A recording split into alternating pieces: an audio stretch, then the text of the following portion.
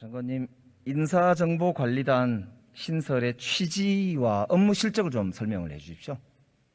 여러 번 말씀드렸는데요.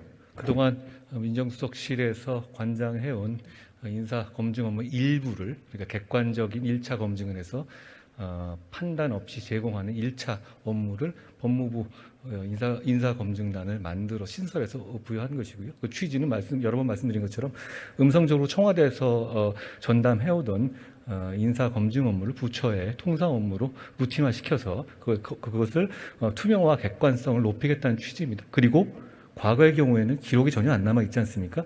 과거 정부가 수만 건 인사검증을 했을 텐데요. 그때 그 기록이 하나도 안 남아 있을 겁니다. 그런데 이제부터는 저희가 이 연속성 있는 부처의 업무가 되기 때문에 인사검증 관련한 자료가 보존되게 되는 그 큰 변화라고 생각합니다. 업무 실적 누구를 하셨는지.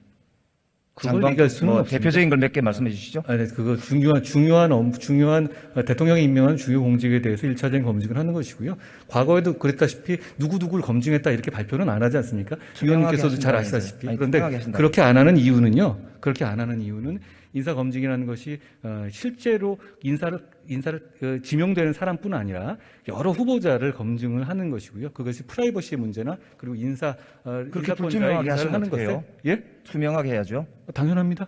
지금 저한테 질문을 하고 계시지 않습니까? 그러니까 업무 실적을 설명해 달라고요. 제가 설명드리고 있습니다.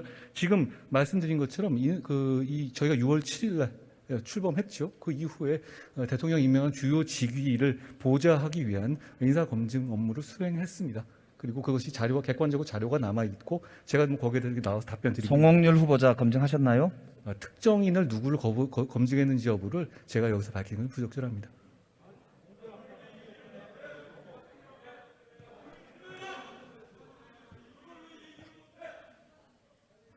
장관님, 네. 1차 검증의 뜻이 무엇입니까? 그러니까 윤석열 정부의 인사검증 책임자는 누구이고 어느 부서입니까? 최종적으로 보면 인사 검증을 해서 그 자료를 가지고 인사를 하는 것은 당연히 대통령실입니다. 저는 거기에 대해서 대통령실이 어디입니까? 대통령실이 어디라는 말씀은 무슨 말씀이시죠? 그 부서가 있을 거 아닙니까? 공직기강 비서관이실 겁니다. 민정수석실이 옛날에 있었던 거 말이죠. 지금 수석만 없어졌지 거기서 하는군요. 공직기강 그러면 옛날에 있었던 것처럼 거기가 책임자라면 거기서 치안이라든가 왜 검찰을 관장하는 인사정보관리단을 만드셨죠? 없어졌죠? 만든 이유가 뭡니까? 무슨 말씀이시죠?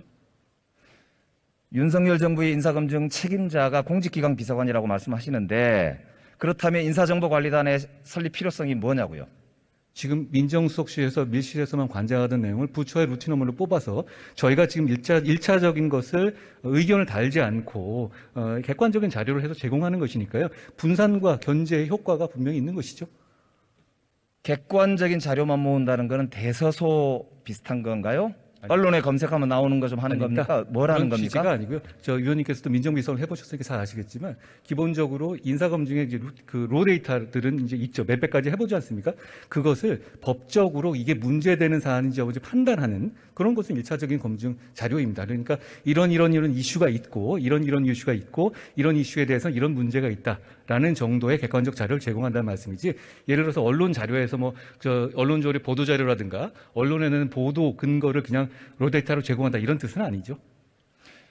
그러면 인사검증이라는 게 투명성도 기하고 제대로 객관성을 기하려면 기준이 있을 거 아닙니까? 문재인 정부는 7대 기준이 있었습니다. 검증은 문제 있는 걸 걸러내는 거니까요. 기준이 무엇입니까? 그 인사검증의 7대 기준이라는 건 인사를 임명할 때의 기준이죠. 무슨 말씀이냐면 7대 기준에 어긋나니까 이걸 하면 안 된다는 의견을 제가 내지는 않습니다. 그것을 7대 기준에 어긋나니까 임명을 안 하는 것. 그것은 이제 임명권자의 문제 아니겠습니까? 그런데 지난 정부에서는 7대 기준이 지켜지지 않지 않았습니까? 그 객관적 자료만 수집하기 위해서 검증단을 만들었습니까? 아니죠. 제가 말씀드렸다시피 그 일은 누가 해도 되겠네요. 아닙니다. 자료를 수집해서 그것이 법적으로 문제가 되고 과거 전립에서 이런 이슈가 있었다는 것은 그건 굉장히 전문적인 민정수석실에서는 그런 기능을 안 했었습니까? 그런 기능을 했었습니다. 지금 공직기강 그거 안 합니까? 지금 공직기강은 저희가 보낸 자료를 기초로 합니다. 딴 건 안 합니까? 그 무슨 말씀이신지 잘 모르겠어요. 그러니까 추가 검증 안 하냐고요. 추가 검증은 여기서 나온 문제에 대해서 추가적으로 문제가 있어가지고 알아보라고 하면 저희한테 의뢰를 더 합니다. 그러니까 지금 말씀을 들어보면 객관적 자료만 한다는데 그런 대서방식의 업무만 하기 위해서 직원 20명을 가지고 이 난리를 쳤단 말입니까? 그게 대서방은 아니고요. 대서방은 아니고 제가 오히려 역으로 말씀드리고 싶은 거는 그 정도의 객관적 투명한 업무를 하는데 이렇게까지 반대하시는, 이미 출범이 2달이 지난 데까지 이렇게까지 반대하시는 이유를 저는 이해하기 어렵습니다. 시간이 다 돼서 제가 다음에 위원님, 한 가지만 제가 아까 총리님 대신해서 말씀을 드리면요. 잘 아시겠지만 대통령직 인수위원회 법은 인수위원회의 조직을 대통령 출범 이후에 한 달 동안 유지할 수 있게 규정하고 있습니다. 6조에. 그러니까 아까 말씀드린 것처럼 저희 단이 출범하기 이전의 검증 조직은 인수위에 있었던 검증 조직이 유지되었던 것으로 저는 알고 있습니다.